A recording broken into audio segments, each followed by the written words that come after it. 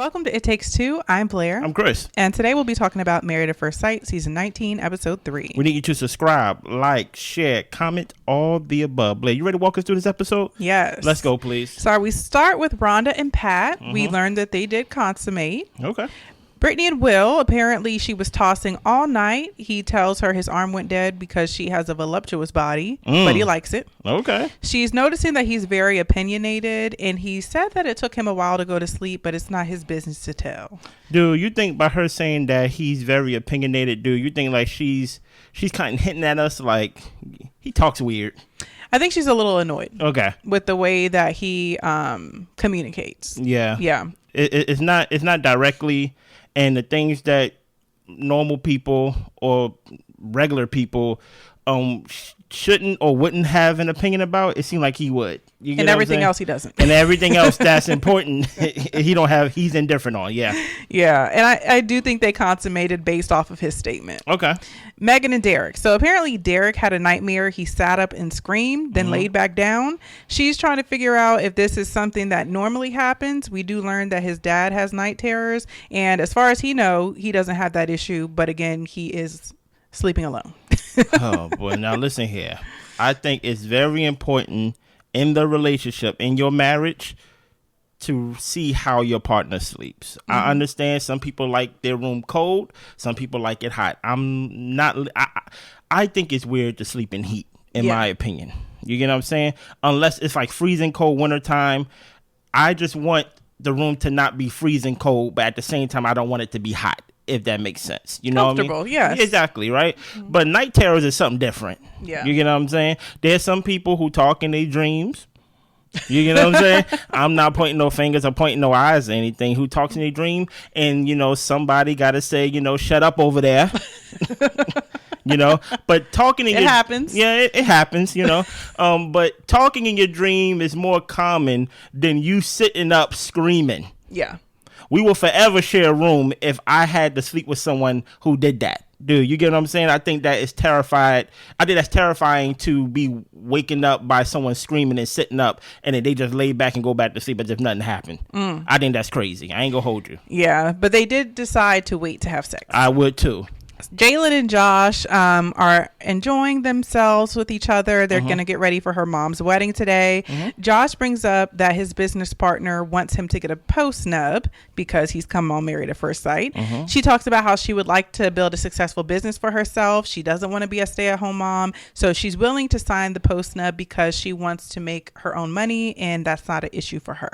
Dude, you think it's a good suggestion for the business partner to tell Josh that? Yeah, I think it's a really good suggestion because you're marrying a stranger. And even if you weren't, apparently Josh and this guy went into business together. So any extra people should not be able to have a say or a share in what we got going on. So I think that's fair. I do kind of wish that Josh wouldn't have posed it as my business partner said and just kind of said like it would be in my best interest to have a post nub. How do you feel about that? It just feels like you just are a little bit more sure about the situation. So here's the thing about it. If I can't use my friends to lie and to basically build my plot, then there's no point of you being friends with me. You know what I'm saying? Okay. Who knows if the business partner said that? But the whole point of you being friends with me is that I can use you and be like, Blair suggested that we get a prenup, a post-nup, and things like that. I actually think everybody who comes on this show should be pro prenup, pro post-nup. You get what I'm saying? Especially since it's a stranger.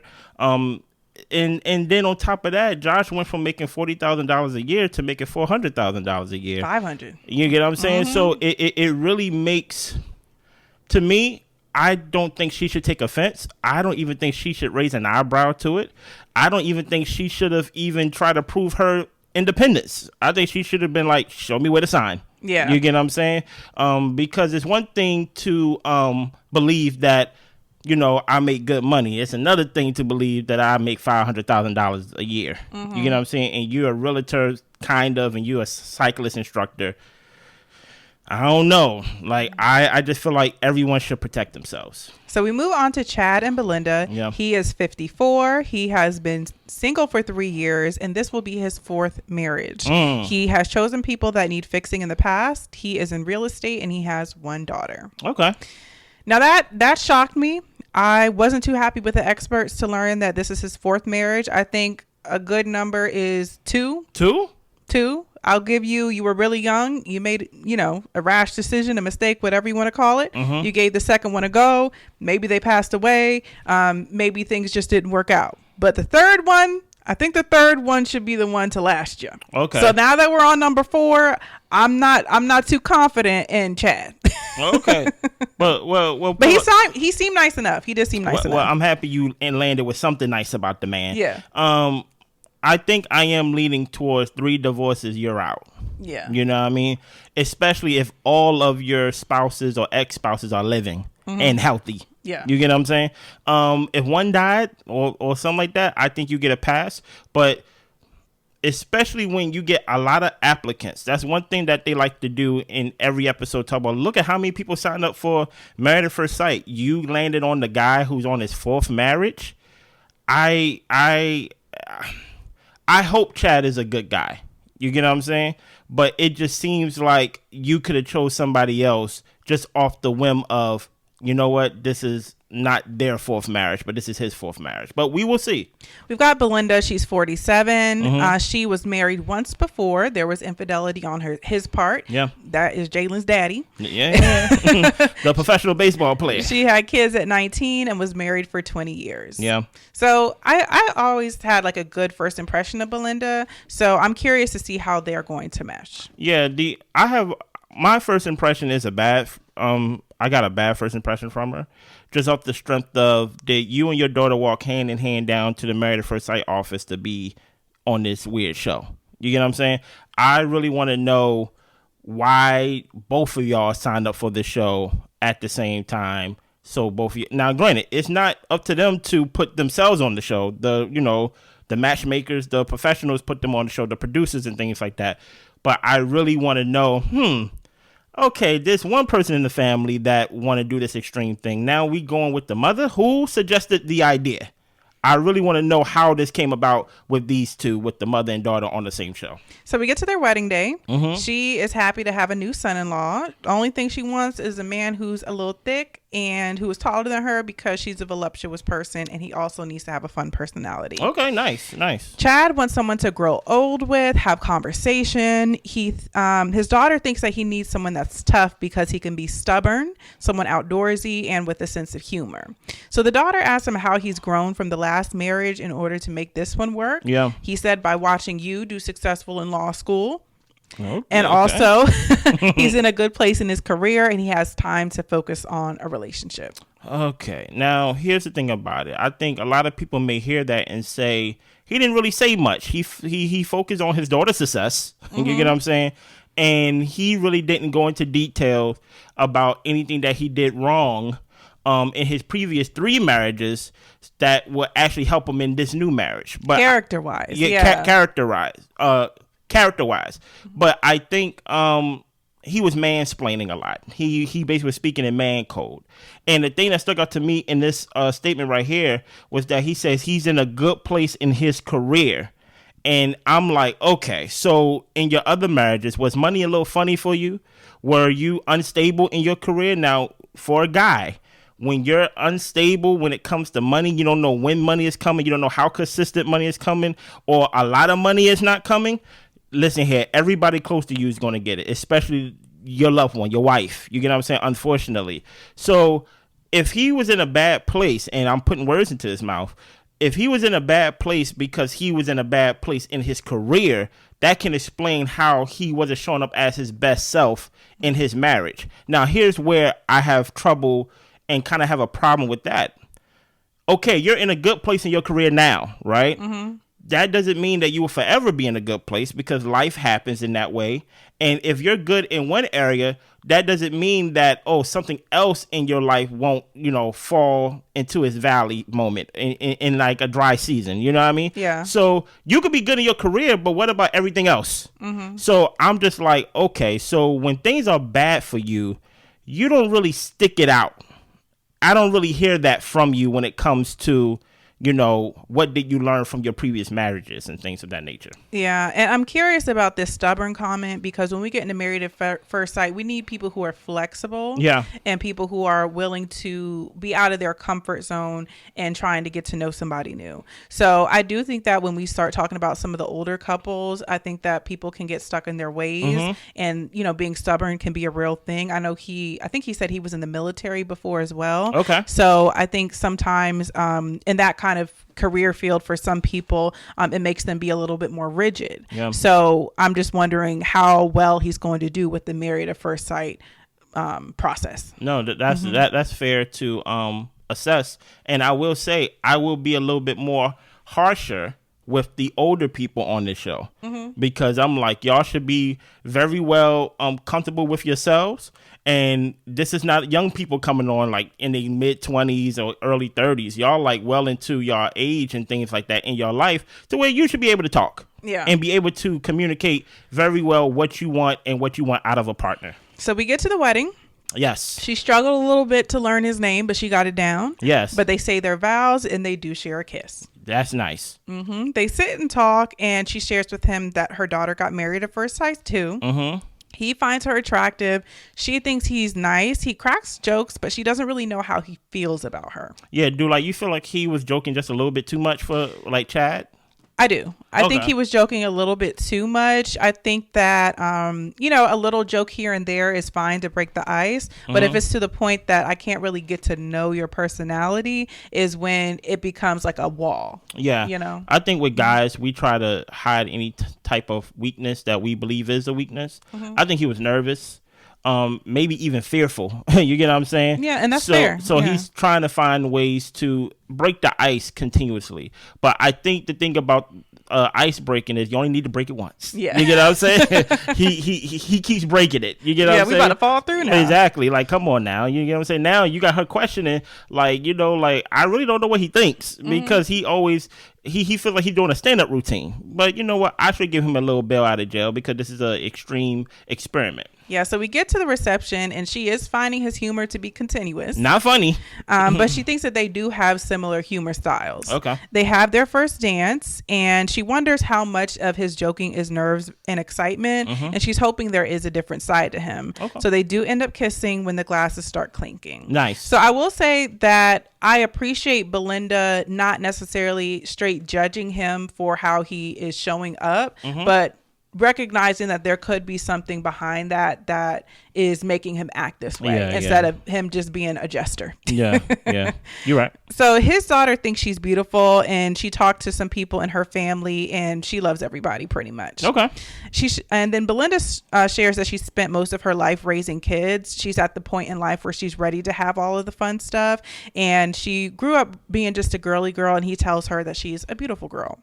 He tells her that his joking is a way to make things easy and fun for people. And I did appreciate him kind of explaining that, because I do think that for some people, they're just like, this is me, take it or leave it. Yeah. But I think that when you're initially meeting someone and you want to connect, there is an area to where you might have to kind of explain a little bit, so that way the person can digest like what you're bringing to them, especially if it's a little over the top. Yeah. So. I think when it comes to the joking, I think she would not have a problem with his humor, or even the amount of times he uses his humor to get his point across, if she knew the person. Yeah. But if it's playing as a shield to the person, then it leaves me in the dark.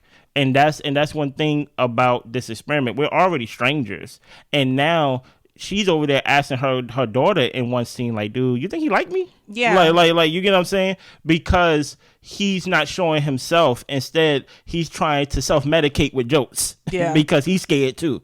So I like the fact that there was some communication right here, to where he was like, listen here, you know what, this is how I try to make people feel comfortable, because, and mainly he could be projecting. He probably try to make her feel comfortable because he's uncomfortable. Yeah. You get what I'm saying? Yeah. So Belinda meets with Chad's sisters. Yeah. They tell him that he has been married 3 times before.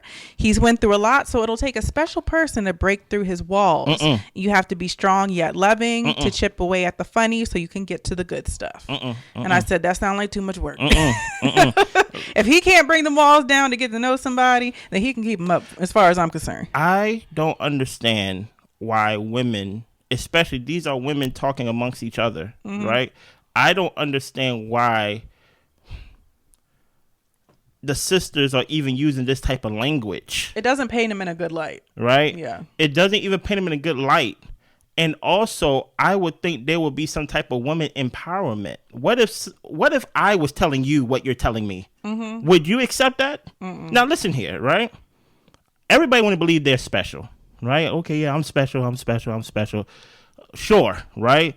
I have no problem with being normal, right? Because my normal got me very far in my life. You trust me, right? So to be told that it will have to take a special person, right? And not only special, what other type of person? Strong person. Now we know what type of microaggressions is in that word strong, right? When it comes down to like that word strong, she's not talking about somebody who is strong in the sense of, support. You get what I'm saying? In my opinion, I believe she's talking about someone who can withstand his personality and his stubbornness and his walls. Who can take it. And my whole thing is why when it comes to women, when it comes to strength, it always have to do with how much beating can you take. Yeah, I hate that. Dude, you get what I'm saying? And my thing is, I don't think they're doing it purposely. Now, here's the thing. I'm not trying to paint them as villains and things like that. But I think someone who is signing up for this process do not want to be told, okay, for starters, are you special? Okay, you're special. Are you strong? Okay, can you climb? Because you gonna have some walls to get over. And you would think that, hey, I already went through, speaking from Belinda's POV, I already went through being with some professional athlete to where I had a baby at 19 and things of that nature, or basically I had a family by 19 to where I was taking care of a family and things of that nature. Yes, I was dealing with some alleged cheating in my marriage, and now I got out the marriage, and now I want to be doing some fun stuff. That's her words. Yeah. Right? And now I'm being told that I am potentially have to basically put my hard hat on and be strong, wrong girl, and be special, and basically break these walls down, because guess what? It takes a special person to deal with Chad. You even got the daughter saying, "Dad, you know you're stubborn." Wait a minute, Chad. But that's why I feel like with the sisters, I don't fault them for saying that, because I think they know their brother. Of course. And even if it doesn't paint him in the best light, they're trying to give her the real of what she got ahead of her. And I think it's more so on the experts for putting someone in there, which they probably didn't know. But that's why I'm like, maybe we should start asking family about this stuff too. They know, because at the end of the day, they also want to give some type of redemption story, some type of fairy tale ending to where, look at these people we put together. He is divorced 3 times, and this person it's like, here's the thing about it. Sometimes the juice is not worth the squeeze. And I know some people don't like to hear that, right? But some juices is not worth the squeeze, especially when I'm being told that, hey, I got to be special, strong, and climb walls. I think for Married at First Sight that, hey, if you've been married 3 times, eventually we got to look at you, the married and divorced, right? We got to look at you and say, hey, is marriage for you? Or are we even going to make you a participant in this marriage? Because based on your track record, I don't know if we can trust you, or you haven't even shown even the bandwidth that you can withstand marriage. Yeah. You get in and out of it. But we'll see. So Chad meets her kids, and he tells them that she's beautiful. The daughter says that she finds you attractive as well. I will say the fact that they're kind of communicating through the kids to figure out what each other thinks, I think it's because the humor is a wall. Yeah. You know, I feel like they haven't been able to really suss out the attraction for each other because of that. So he shares that he was married 3 times before, and it just didn't work out. and that's what I'm saying. Like, it just didn't work out. Here's the thing about it, right? I have a belief that if it was the other person's fault, you have no problem listing the ways why it didn't work out. Yeah, when it's you, it just didn't work. It was Tuesday. You know what I'm saying? But when it's the other person, oh man, this person was a cheater, a liar. They stole from me. You get what I'm saying? But when it's you, sometimes things just don't work out. So I think he's being vague. Maybe listen, I'm gonna give him bail out of jail because it's the first time me seeing him. Maybe he's being vague because he want to protect all parties involved, right? But at the same time, it doesn't paint me the picture as the other person's family of, hey, what's going on with you, and how is this fourth marriage gonna be different than the other three? Yeah. You get what I'm saying? So they get to the room and he's talking about how he wants to get her a bigger ring. Okay. Josh and Jaylen, we learned, had sex.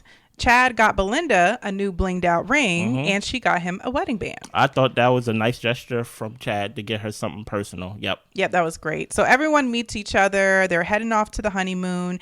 We see that the brides and grooms did have their bachelorette parties, which I'm glad they didn't show us. Yes, thank you. And we're going to Panama. Thank you.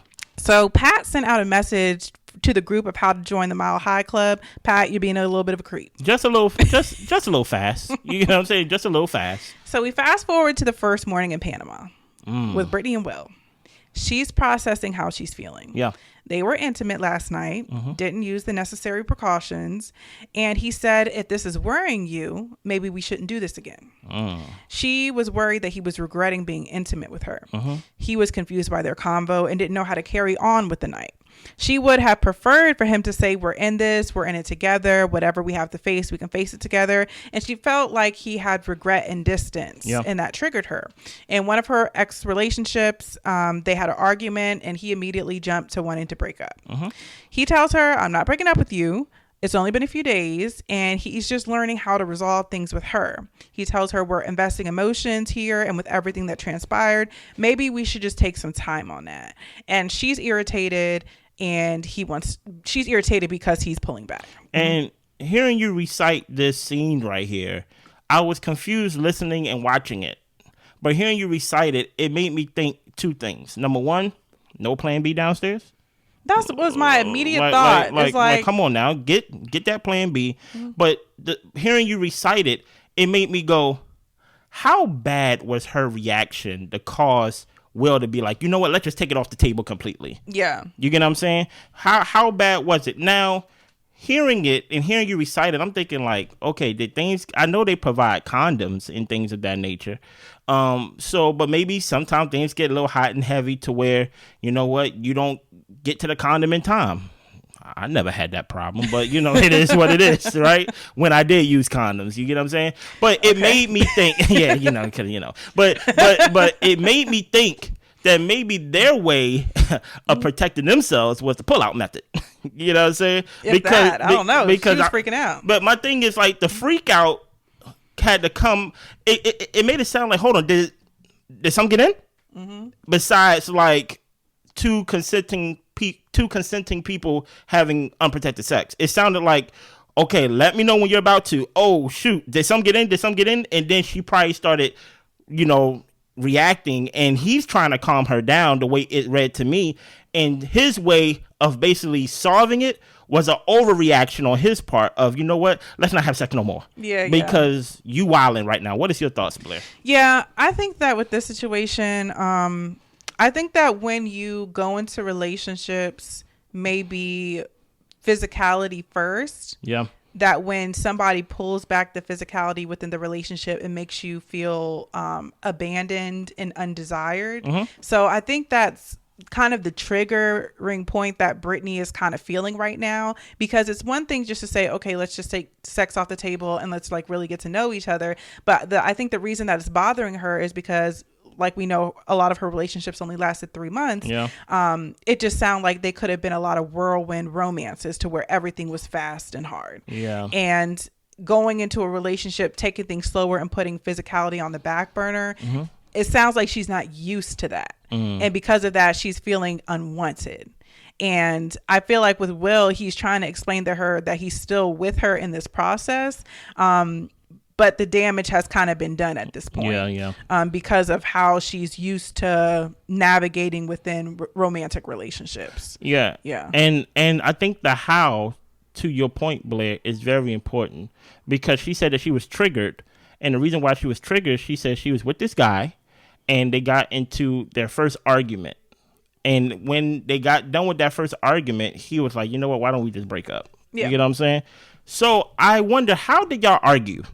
Because you can form it as a disagreement now that you're out of it. But was there a lot of yelling? Was there a lot of just emotional, like nobody really listening to each other? So that can make somebody be like, you know what, this ain't it. Yeah. You know what I mean? So it makes me go to, okay, something happened that, you know, that caused you to have some type of reaction. How did you react? And what level did you react? Because there comes a point to where I'm going to be like, you know what, everything's going to be okay.